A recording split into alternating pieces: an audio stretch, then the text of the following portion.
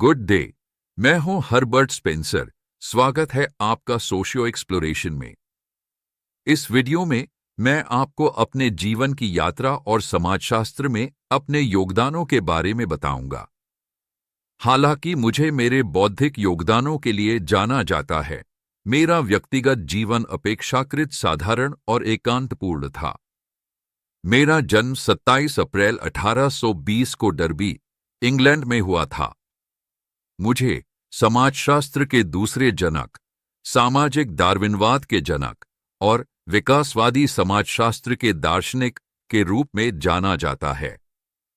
मैं William George Spencer और Harriet Holmes का इकलौता बेटा था। मेरे पिता एक शिक्षक थे और चर्च ऑफ इंग्लैंड के कट्टर विरोधी थे। उन्होंने मुझे एक ऐसे माहौल में पाला जहां तर्कवाद, स्वतंत्रता और अधिकारों पर संदेह को महत्व दिया जाता था। उन्होंने मुझे घर पर ही गणित और प्रयोगात्मक विज्ञान की शिक्षा दी। मेरी प्रारंभिक शिक्षा का अधिकांश भाग संस्थानों से नहीं, बल्कि पुस्तकों और चर्चाओं से प्राप्त हुआ। मैंने कभी विवाह नहीं किया। सच तो यह है कि मैं एक अत्यंत निजी स्वभाव का व्यक्ति था और रिश्ते, विशेषकर रोमांटिक संबंध, मेरे लिए जटिल थे। मेरा उपन्यासकार George Eliot, Mary Ann Evans के साथ एक लंबा और जटिल मैत्री संबंध था, जिसमें हम दोनों ने एक दूसरे के प्रति प्रशंसा और बौद्धिक साथ साझा किया। कुछ लोगों ने अटकलें लगाईं कि हमारे बीच स्नेह था, लेकिन वह कभी किसी रिश्ते में परिणत नहीं हुआ।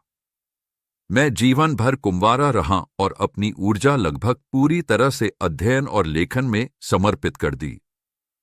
स्वास्थ्य मेरे लिए एक सतत संघर्ष रहा।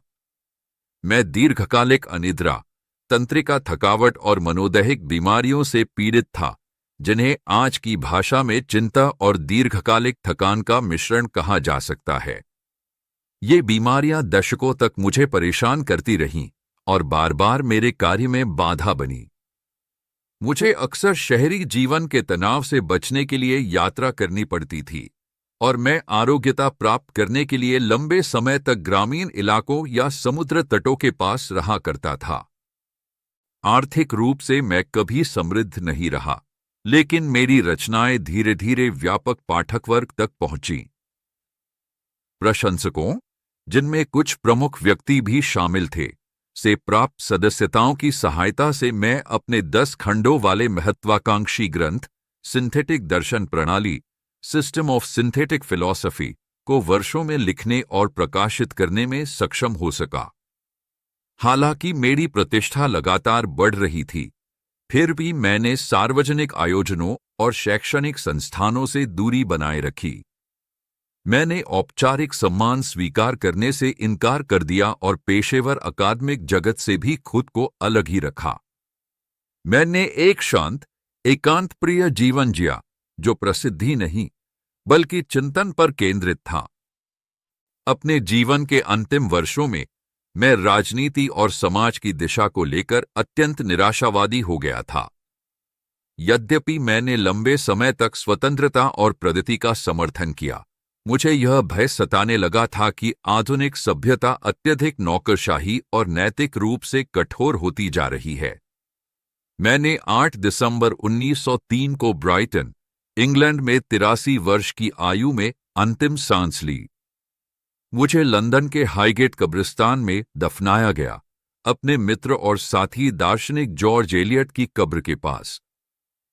सामाजिक विकास का सिद्धांत मेरे सबसे स्थायी योगदानों में से एक यह विचार है कि समाज भी जीवों की तरह विकसित होता है। डार्विन के on the origin of species प्रकाशित करने से काफी पहले ही मैं यह लिख रहा था कि मानव समाज साधारण रूप से जटिल रूपों की ओर बढ़ते हैं।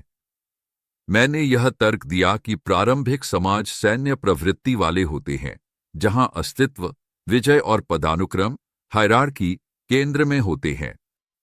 लेकिन जैसे जैसे वे विकसित होते हैं, वे औद्योगिक समाज बन जाते हैं, जहां सहयोग, व्यक्तिगत स्वतंत्रता और आर्थिक उत्पादकता पर जोर होता है। जैसे जीवधारी अपने अंगों और कोशिकाओं के विभेदन और विशेषीकरण के माध्यम से विकसित होते हैं, वैसे ही समाज भी अधिक जटिल संस्थाओं जैसे अर्थव्यवस्था, सरकार, शिक्षा और धर्म के विकास द्वारा आगे बढ़ते हैं। ये सभी संस्थाएं मिलकर सामाजिक व्यवस्था बनाए रखने में योगदान करती हैं। संक्षेप में, समाज एक जीवधारी है। यह समय के साथ बढ़ता है, विभाजित होता है और अनुकूलित होता है। मैं मानता था कि समाज को सबसे अच्छी तरह से जैविक उपमा, ऑर्गेनिक एनालॉजी के माध्यम से समझा जा सकता है, यानी उसकी तुलना एक जीवधारी शरीर से की जाए। जैसे किसी जीवित शरीर में विभिन्न अंग, हृदय, फेफड़े, मस्तिष्क विशिष्ट कार्य करते हैं, लेकिन एक दूसरे पर निर्भर होते हैं, उसी प्रकार समाज में भी अलग अलग संस्थाएं, शिक्षा, कानून, अर्थव्यवस्था अपने अपने कार्य करती हैं, जो पूरे प्रणाली की स्थिरता और अस्तित्व सुनिश्चित करती है। जैसे शरीर का कोई एक अंग बीमार हो जाए तो पूरा शरीर प्रभावित होता है, वैसे ही समाज के किसी एक भाग में विकृति, जैसे अपराध या गरीबी, पूरे समाज के संतुलन को बिगाड़ सकती है। यह विचार आगे चलकर मुझसे बाद के संरचनात्मक क्रियावादी समाजशास्त्रियों, स्ट्रक्चरल फंक्शनलिस्ट्स को प्रभावित करेगा। हालांकि अधिकांश लोग योग्यतम की उत्तरजीविता का सिद्धांत को चार्ल्स डार्विन से जोड़ते हैं, लेकिन वास्तव में यह शब्द सबसे पहले मैंने गढ़ा था। मेरा विश्वास था कि व्यक्तियों और समूहों के बीच प्रतिस्पर्धा के माध्यम से सबसे सक्षम और अनुकूल व्यक्ति स्वाभाविक रूप से चयनित होते हैं। मैंने तर्क दिया कि समाज में जो लोग आर्थिक या सामाजिक रूप से सफल होते हैं, वे इसलिए सफल होते हैं क्योंकि वे जीवन की मांगों को पूरा करने के लिए अधिक योग्य होते हैं। मेरा मानना था कि सरकार का हस्तक्षेप, जैसे कि गरीबों को सहायता या कल्याण योजनाएं, समाज को दुर्बल बना सकता है क्योंकि यह अयोग्य व्यक्तियों को बनाए रखता है।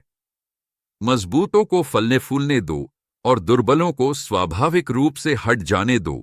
स्वीकार करता हूं कि कुछ लोगों ने इस विचार का दुरुपयोग सामाजिक असमानता और साम्राज्यवाद को उचित ठहराने के लिए किया, हालांकि मैंने कभी स्पष्ट रूप से इसका समर्थन नहीं किया।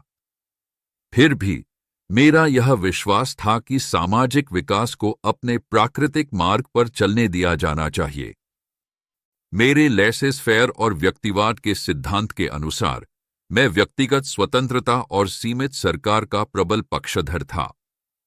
मेरा विश्वास था कि समाज तब सबसे अधिक प्रगति करता है जब व्यक्तियों को बिना हस्तक्षेप के अपने हितों का अनुसरण करने की स्वतंत्रता मिलती है।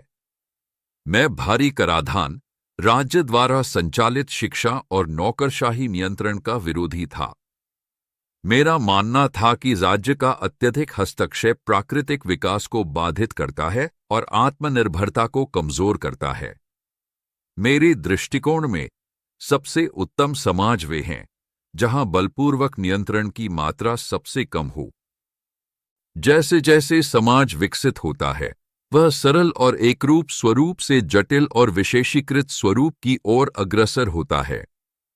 इस प्रक्रिया में दो महत्वपूर्ण चरण होते हैं: विभेदन, डिफरेंशिएशन। संस्थाएं और भूमिकाएं अधिक विशेषीकृत हो जाती हैं।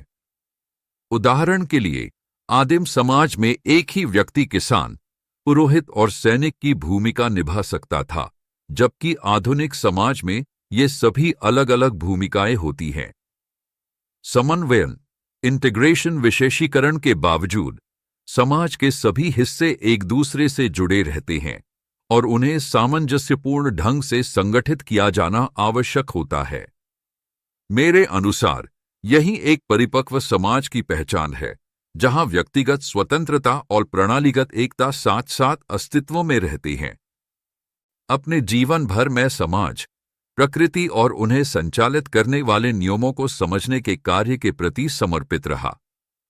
मैंने व्यापक रूप से लेखन किया, कुछ लोगों के अनुसार अत्यधिक, लेकिन मेरी आशा हमेशा यही रही कि सभी ज्ञान विभागों को एकीकृत वैज्ञानिक ढांचे में समाहित किया जा सके। ये वे रचनाएं हैं जिन्हें मैं सबसे महत्वपूर्ण मानता हूं।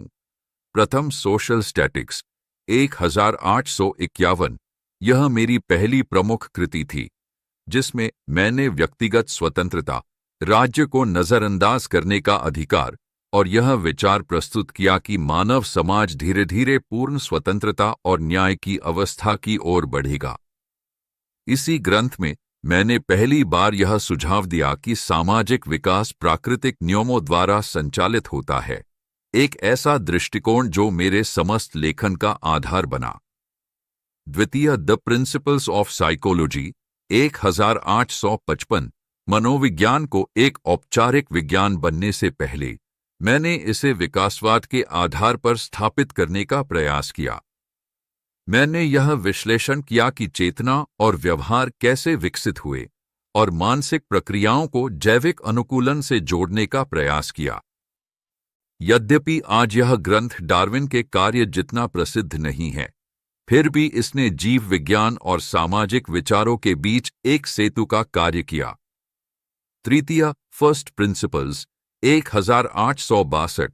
यह मेरी संश्लेषणात्मक दर्शन प्रणाली, सिंथेटिक फिलॉसफी की आधारशिला थी, जिसमें मैंने विकास का सार्वभौमिक नियम प्रस्तुत किया, एक ऐसा नियम जिसे मैंने ब्रह्मांड, जीवन, मस्तिष्क और समाज सभी पर लागू माना। यह रचना केवल समाजशास्त्र तक सीमित नहीं थी, इसका उद्देश्य भौतिकी, जीव विज्ञान, मनोविज्ञान और नैतिकता को एक एकीकृत वैज्ञानिक सिद्धांत के अंतर्गत लाना था। चतुर्थ, द प्रिंसिपल्स ऑफ सोशियोलॉजी 1876 से 1896।